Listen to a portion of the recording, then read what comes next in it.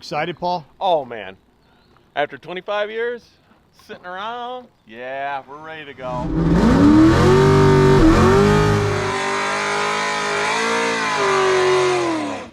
Welcome back to the REVan Evan channel. We're just outside of Detroit, Michigan at Milan Dragway.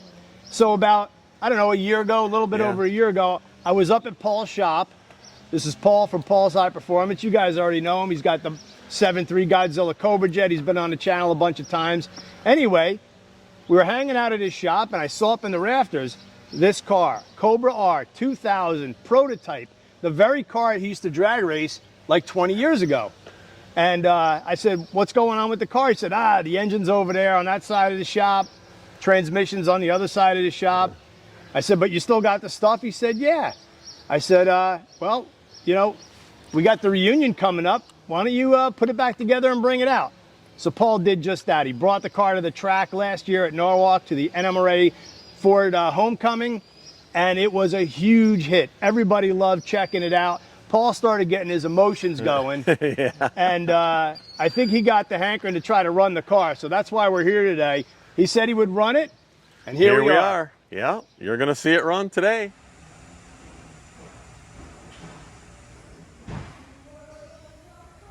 Oh, baby.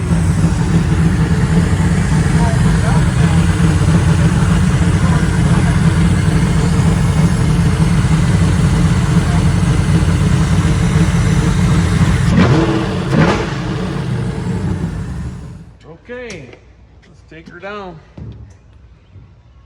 Get loaded up.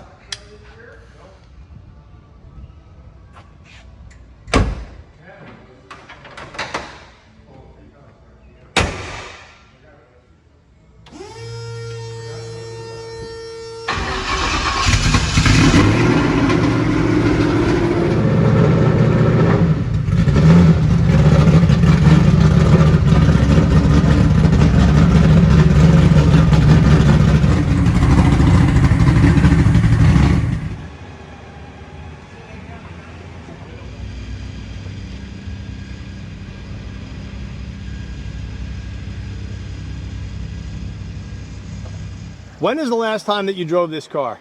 So that'd probably be summer of '05, Fun Ford weekend. We used to run mod motor with this car because that's the only class it really fit in. At one time, we ran a couple other classes, but it seemed to fit this class the best. So that's where we ran it over at Fun Ford. And then, of course, we ran it at NMRA also, NMCA. Testo North America is the world's largest manufacturer of handheld test and measurement instrumentation and software for HVAC, food safety, pharma compliance, and combustion analysis. And you can check out Testo at testo.com. What ET did it used to run? What speed? The ET was low nines, and then we would turn it back, you know, for competition, you know, mid nines. So it had been probably 130s, high 130s. Man, and the car you've been driving recently is more low nines. Yeah, low nines, high eights. Yeah, the Cobra jet with the Godzilla in it. So Paul, what are some of the challenges in putting back together a 20-year-old race car? Yeah, well, when we took it apart, I made sure we marked everything. We put it all in bags. Everything was in totes. I saved every little thing. We made notes on, you know, just a little hand sheet of paper. We made notes on everything, where stuff went. We taped all the wires so we knew what wires were what, so we could put it all back together. Of course, this is running a cell DFI. Back then, it was the thing to use. We started off with a factory PCM, but we wanted to go like 9,000 RPM. Back then, there really wasn't anything that you could use that went to 9,000 RPM, but MSD would. So we ended up doing our own distributor, pickup drive, and then we used the cell to actually run the car. The fuel injection part of it was a cell DFI. And we put it all back together, hit the key, boom, fired right up instantly, no problem, it idled. Yeah, it was pretty cool to see it back running again, that easy. So if you didn't see the first video or you're unfamiliar with this car, you're gonna get a real treat. So Paul, what do you say we check out the engine? Yeah, let's pop the hood, take a look, Evan. All right, that is a beast of an engine. We started out with, you know, basic, you know, like I was saying, you know, regular PCM, a stock Ford PCM and the coils, regular coil pack and wire. But we couldn't get the RPM because we wanted to go high RPM. We wanted to, our goal was 9,000 RPM. One way to get it done is to actually do a distributor drive. I'm a machinist, tool and die maker by trade, so we ended up putting the distributor on the exhaust cam, dialing all that in, putting the MSD, making all those pieces, boom. And then we had spark, and we had RPM, we had two-step, we had launch control. We didn't have any of that before. No one ever made it, but we did, and it works absolutely flawless. The other part is the oil system. You know, back then, remember they were gerotor, but those were not really designed for RPM either. So we ended up doing our own external pump. We use a pickup, the production style pickup in the back, and made our own fittings, and it's driven off of the, you know, right off the crank. You can see the intake manifold. They had, they were magnesium, and of course there was a different top, and the throttle body went that way. We ran it that way for a bit. You might have seen it in the magazine before with that, and there was a bottom. But the intake now was the RPM limiting factor. So we ended up taking the bottom off. We filled it all in with epoxy. We made this cover, and I always liked dual 4 barrels. I had an old 442 with a dual 4 barrel on it, and I always liked that look. And John over at AccuFab made these throttle bodies for us, and we made our own cover. So what you actually see on the outside is not actually what's on the inside. It's actually tuliped. If you look in the cylinder, it's a straight shot right to the valve. If you open the throttle bodies up, it's right to the valve. Just like a typical tunnel ram. Like a tunnel ram. But I did not want to cut the hood. I wanted this all to sit. That's why the engine's so far back, and so far, it's as low as you can get it. I think there's less than 1/8 of an inch between the steering rack and the oil pan. Wow. It's real low. Well, and you know, one of the defining features of the Cobra R is the hood. Yes. That scalloped, beautiful hood that Ford designed. Of course, Paul runs the car with the wing, but without the front splitter, because that's a lot of drag, and you don't really need it on the drag strip. It makes it difficult to strap the car down, but you can see right there that it doesn't actually even look from this angle like it would fit under the hood. But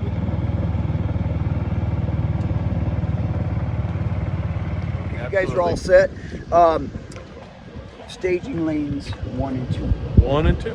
Okay. Awesome. Have a great day. Thanks. Thanks for being here today. Oh, yeah. Good luck today, guys, and I hope you have a great day. Oh, we're having a great day so far. I'll be looking for that smoke cloud over here. Okay. Have a good one, man. All right.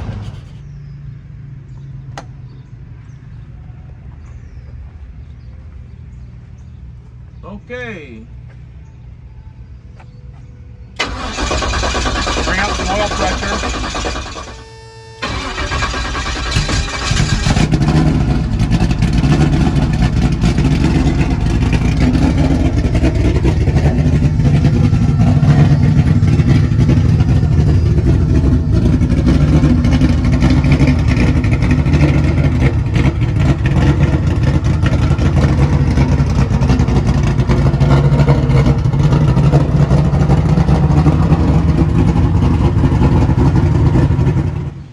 this is not the answer we were looking for.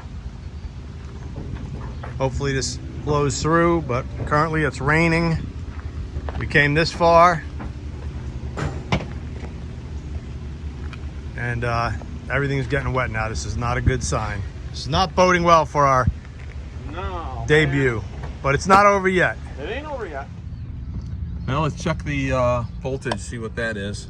Oh yeah, perfect. Just don't have an alternator, so you might as well check the fuel, right, Evan? Yep. Make sure we're all good. Good old Weldon pumps. Been around a long time. We like those guys. Oh yeah, she's right there. Battery's good. What fuel are you running in it? Just 110. VP 110. Ready?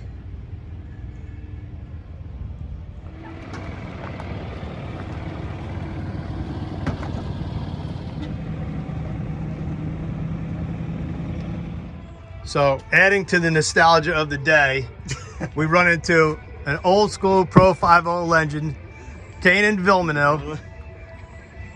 Haven't seen you in how many years? It's been a good 20 plus. Yep. I mean, I was like 12 at the time, but Don't sell yourself short, Evan. exactly. And we're in the staging lanes now. Paul, what are you feeling? Oh, let's go. It rained a little bit. We got some blue sky coming, ready to make a hit, lay a little rubber, get the old car back out. I have like 250 passes in this car. It's always been a great car.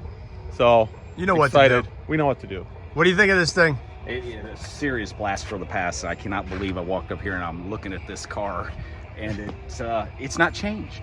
It's just as I remember. The gold Matter of wheels, fact, yeah. the gold wheels. Everybody complained about the gold wheels. I always like the. This is great. I like stuff, them. man. It literally was in boxes like a year ago, and he put it back together. Beautiful. Beautiful. When you just crack the door open and I see the Excel DFI box. That's telltale right there of where we're at, but that's good stuff. Got Eric on the tires. What are you throwing in there, Eric? 13 pounds right now. Gonna be at 13. Watch, an hour from now, he'll be like, we're campaigning the car again. We gotta Coming back freshen out. a couple things up and Run my motor we're again. bringing it out of retirement.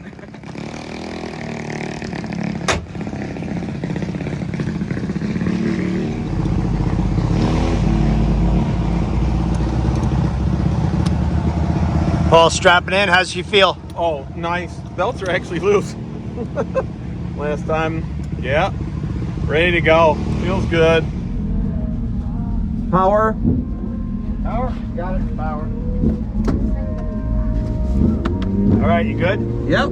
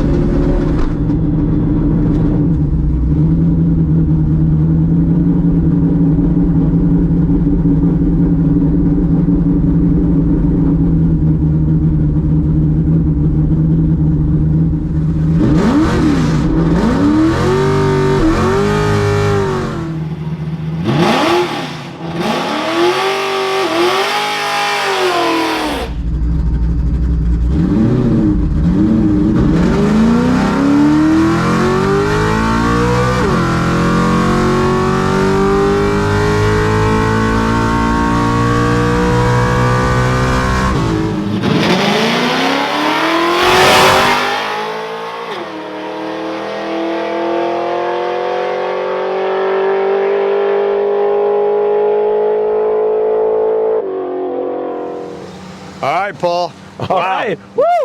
There we go. First pass, long time. Good old R car's back.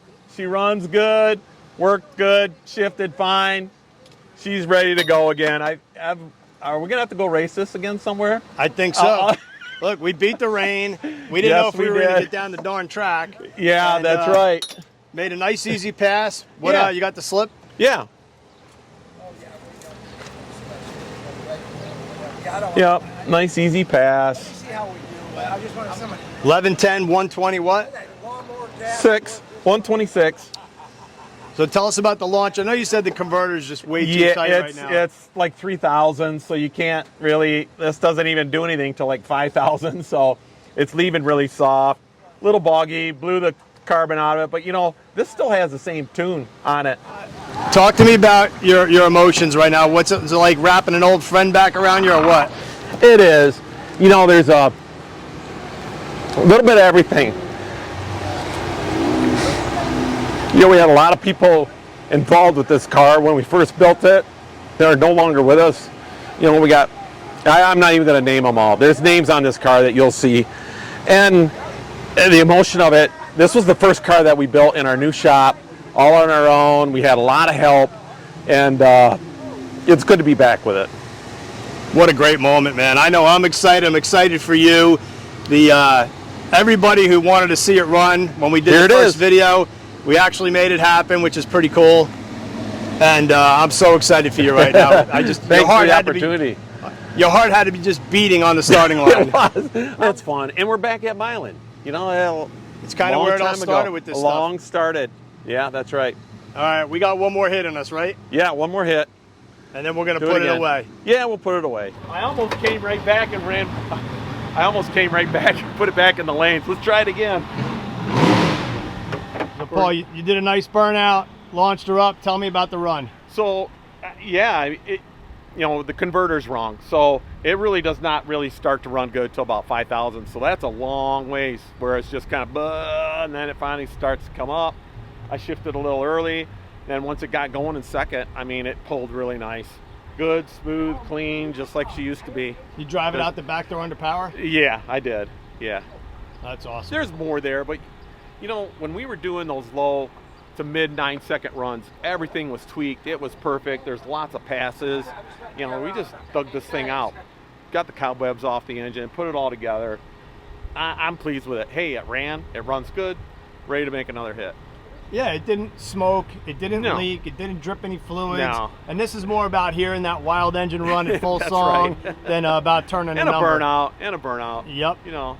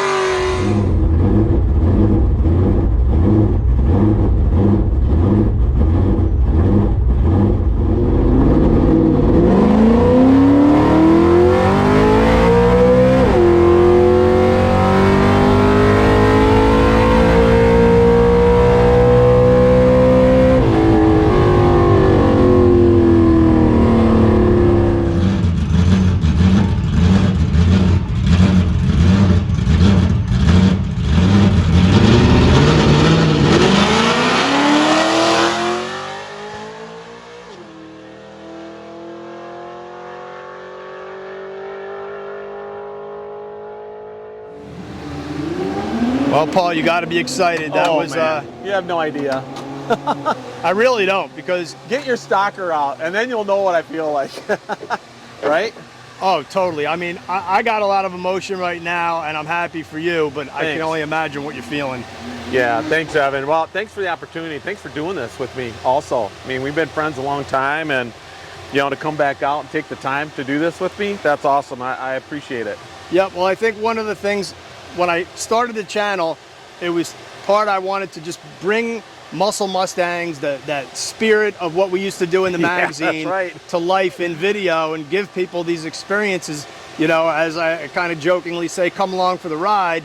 And this is one of those times where you don't get this opportunity. A lot of, you know, whether you're a journalist or whatever, to be able to have a guy put a car together after 20 years, it means a lot to me that you would go through that trouble. You know, I know you did a lot of it for yourself, but the reality is, I think, you know, you really wanted the people who didn't have the chance to see this car run kind of get a taste of it. And we talked about it, and how many times do you talk about something that never happens, and now this finally happened. I'm so happy. Yeah, that's right, Evan. I mean, there's a lot of people that don't even know about this car, right? It's been long enough now. All new readers, all new viewers. They haven't seen anything like this before. For us, you know, it was every weekend, you know, at the races, we saw it, we checked it all out. It was just a normal thing. But nowadays, it's a little different. And to get it back out, it's a lot of fun. Yeah, it's and great. you know, you've been driving the newer Cobra Jet, and so have I lately, thanks to my buddy Anthony Bongiovanni. Yes. And the S197, S550 chassis are so solid that even, you know, the car I drive goes 860s at 160, but it's relatively quiet. The car feels solid. You know, going 10s in my Fox body, you feel more vibration and wind noise, and it's a little more square. What were you feeling going down the track in this car? Yeah, so from the Cobra Jet, smooth, nice, even. You know, we've worked on that car to make that car do what it does. And this car, it's a little rough and tumble around the edges. But back then, we thought it was pretty cool compared to the Fox body. It was a lot stiffer, the chassis is different, and, you know, technology changes, right? The steering, the brakes, rear end work. I mean, it all works out together where it's a lot smoother. Yeah, and, you know, grade yourself on how you drove, how the engine ran. I give you an A+ because this car did not smoke one bit. How many people put a race car together and, you know, it's just hard. You miss something, you get a leak here, a drip there, it smokes a little. This thing was perfect. Yeah. Well, that goes back to, you know, my technicians I've got. You know, when we start something, we go from front to back. We don't just throw it in there and hurry up and do it. This thing was on the dyno. We checked it all out. We ran it up and down the street. We made sure everything works. And I'm very picky on how things are put together and how it looks and the cleanliness of things. And all that adds up to a car. Look at this. All this time, here it is. It runs. Doesn't do it. Yeah, it's awesome. Yep, I think, you know, if we had a little bit looser converter, as soon as you Yeah. leaned on it, the car crept, and that probably Yeah. killed a little bit of performance, maybe a It tenth did. or two just in A that. tenth, And then yeah. you could hear it when you launch. It took Buh. forever to come up on the cams, or as they Yeah. say, you On know, the pipe. exactly, get into the revs really good. But you know what? This wasn't about all-out ET. This is about showing off a piece of history, and this car is truly a piece of Mustang It history. is. Yeah, it is. Yeah, we've gotten a lot of press with this car. So one of the most interesting features of Paul's Cobra R is the distributor and the distributor drive, the way it's driven off the exhaust cam. So, Paul, could you explain to everybody exactly how you made that work? Yeah, so we went and took a valve cover, we doweled it to the head, we put it in our mill, we straightened it all up, and then we bored a hole, and then we made this little fixture plate. We bolted that on. That way we could find the exact center of the cam. And we made a drive system off of the cam. We made our own bolt, an own washer. So it's driven off there, and it's got a seal in here. This comes off, this part stays right on. It's bolted to this piece, which is bolted to the valve cover to the head. But you can take this V-band off and pop this right off. It's got a hex drive. And if you look close, you can see a mark where we scribe it. That's exactly where 0 timing is. Of course, we can change that in a cell, but you still have to, you know, put it right on 0. And this allowed us to go right to whatever RPM. I think this was good at the time. I think they said 10,000. And did that setup work right out of the gate, or did you it have worked to right tweak out it? of the gate. It was beautiful. It worked right out of the gate. We, you know, had to make wires, but right out of the gate, it was very easy to 2 wires were sent right to the SL. Boom. Then we had our advance curve was there, and we just set the timing. The injection system picked it right up, and it worked beautiful right off the gate. Oh man, yeah, when we did the first video, we got a lot of questions. Obviously, the engine being somewhat exotic is the centerpiece of this car. Oil pump system, front motor plate, electric water pump drive. Was there anything else that was really trick about this thing? What's going on with the cylinder heads? Tell us actually about the internals, the cams, and what you got going on inside the motor. So inside, of course, this is before they made any spray bore 5-liter catalysts like they do now. These were some prototype FR500 parts. So the block was spray bore. We took a regular Ford, 8-bolt crank, a 4.6 crank. It's a 3,700 bore. It's 11.5 to 1 pistons, stock bearings in there. The timing chains and all the guides. There's a few little trick things there, but you got to remember this was over 20 years ago. Right. They were just hand making this stuff. What's the cubic inch? 300 and it's actually, I think this is a 310. No, excuse me. It is 302. It's 302 based. We tried some with different strokes, but I wanted it to RPM. The rods are, a lighter weight Manly. We were going to stay NA. This is not a supercharged deal. The heads are FR500. Of course, good old Ron over at Fox Lake. A lot of guys remember Ron. And we did a bigger valve and custom valve springs, custom cam just for NA and RPM. It doesn't idle or run that good down low, but it was all about RPM. Back in the day, the hydraulic lash adjusters, we had issues with them, with the valves floating. So we ended up making solid lash adjusters. So the valve train is all solid. So Paul, was there anything trick about the cooling system? There's no thermostat. I control the electric water pump and then the fans. It doesn't really, get that hot. If you start going rounds, yes, it gets a little bit warm, but it stays 140 to 160 pretty easy. That's just a production, Cobra crossover, probably 96 through 98. The radiator's short. We wanted to get as little weight up front. A lot of this was trying to keep some weight off of the car. Right, and I see you got the block-off plates that direct the airflow through the radiator. A lot of people miss that because the air will take the path of least resistance. So you might have a great radiator on there, but if the air is going around it and not through it, you're not getting the cooling effect. Yeah, even with the, I always run wheel wells. If you don't run a wheel well, that air is getting sucked in and then it stops right at the doors. What do you mean by always run wheel well? Like the inner fenders? Yeah, the inner fender wells. Yeah, I always run the inner fender wells on everything that we have.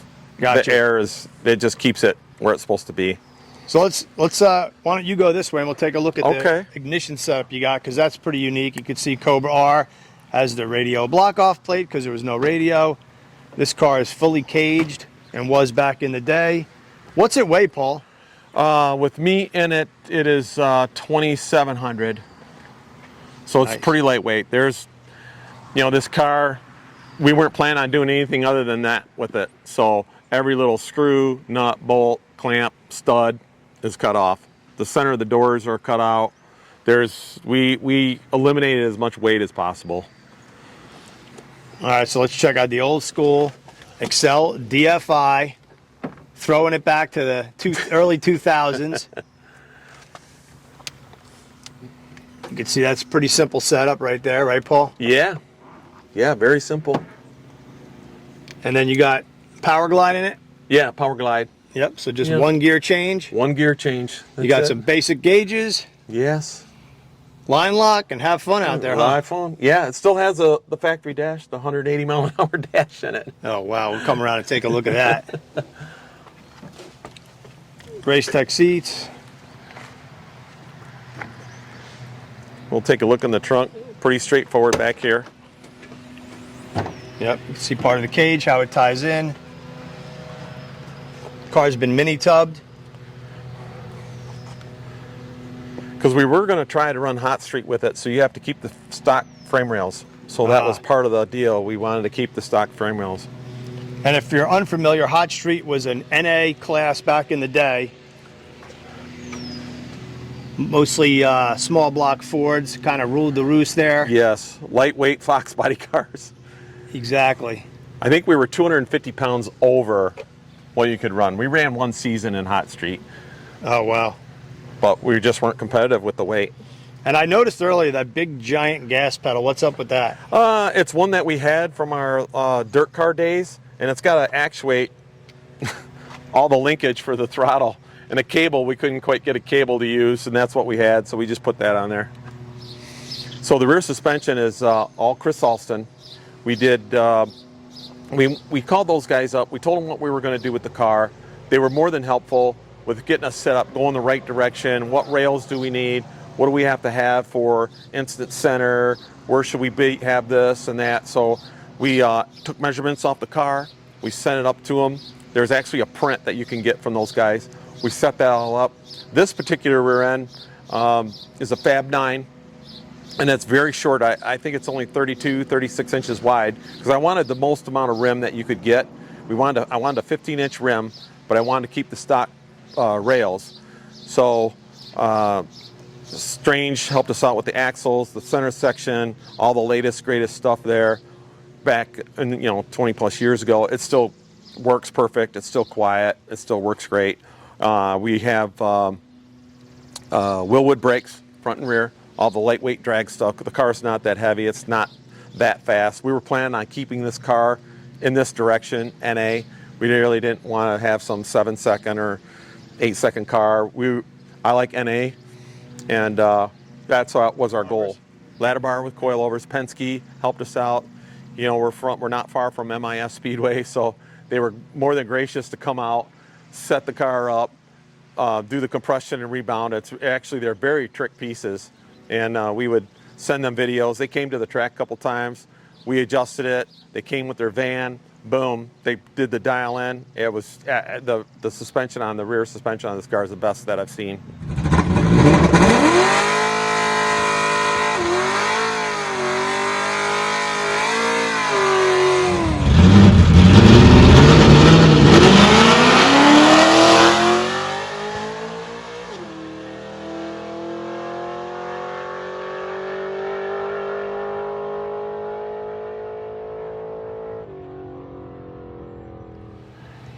Well, I hope you guys enjoyed that. I know I had a fun day. It was a little bit nerve-wracking with the rain coming in. It kind of added to the drama of the day. Paul, you pulled it off. You got the car running. You made a couple of clean passes. I hope you guys super enjoyed that, Paul. Thank you so much. Thank you, Evan, and the REVan Evan channel. Yep, don't forget to subscribe, leave a comment, tell us what you like, and we hope you really like this one, and have yourself a great day.